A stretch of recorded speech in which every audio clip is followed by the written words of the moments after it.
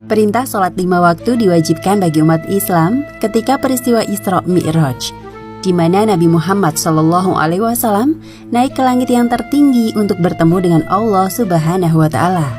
Sementara itu, kaum kafir Quraisy tidak dapat mempercayai peristiwa tersebut, namun mereka juga tidak memiliki alasan untuk membantahnya.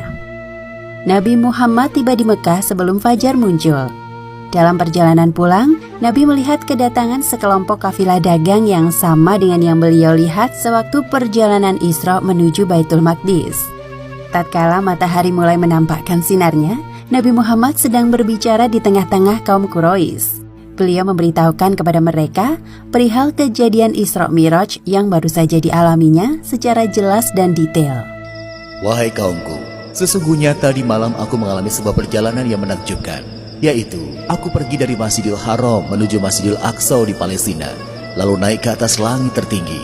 Inilah sebagian dari tanda-tanda kekuasaan Allah Subhanahu wa Ta'ala ketika telah tampak kebesarannya di depan mata. Apalagi yang kalian tunggu untuk masuk Islam bersamaku? Ucapanmu terdengar tidak masuk akal, wahai Muhammad. Mana ada orang yang melakukan perjalanan ke tempat yang begitu jauh hanya dalam waktu 1 malam? Ya, aku juga tidak mempercayaimu, dasar pendusta. Engkau tidak pantas menganggap dirimu sebagai nabi jika membual seperti itu.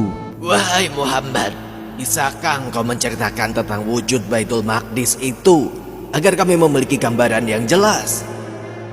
Allah Subhanahu wa Ta'ala menampakkan rupa Baitul Maqdis ke dalam ingatan Nabi Muhammad. Maka beliau dapat menyebutkannya secara detail seolah-olah para penduduk Mekah sedang berada di sana.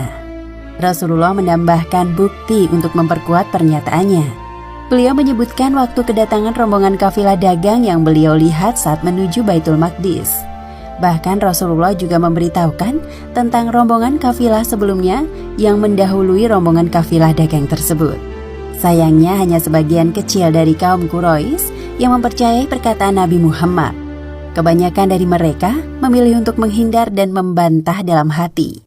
Setelah peristiwa itu, beberapa orang dari kaum kafir Quraisy mendatangi Abu Bakar.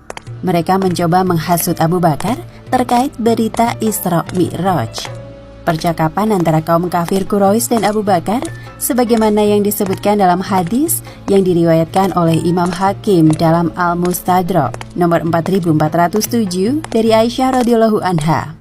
Wahai Abu Bakar, lihatlah apa yang telah diucapkan oleh Muhammad. Memangnya apa yang beliau ucapkan? Dia menyangka bahwasannya dia telah pergi ke Baitul Maqdis dan kemudian dinaikkan ke langit, dan peristiwa tersebut hanya berlangsung 1 malam.